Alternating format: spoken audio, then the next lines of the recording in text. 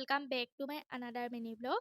ৰাতিপুৱা শুই উঠিয়ে অকণমানি আহিছে মাৰফিৰ ওচৰলৈ, কাৰণ মাৰফি তাৰ অতিকে মৰমৰ, সেইকাৰণে উঠিয়ে তাৰ ওচৰলৈ আহিছে প্ৰথমতে।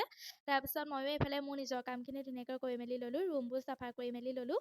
তাৰপৰা আকৌ সি কিবা কৰি আছে, তাক সুধিছোঁ কি কৰি আছ বুলি। সি এটা অদ্ভুত প্ৰাণী, সি কৈছে বোলে মই এইবোৰ বান্দৰ খেদিবলৈ কিবা নিঞ্জা টেকনিক বনাই আছোঁ। তাৰপিছত আকৌ এইফালে মই দুপৰীয়া ভাত পানী খাই ৰিলচ কেইটামান বনাওঁ বুলি ভাবিলোঁ, আৰু কাপোৰযোৰ পিন্ধি লৈছোঁ। কেনেকুৱা লাগিছে জনাব আপোনালোকে।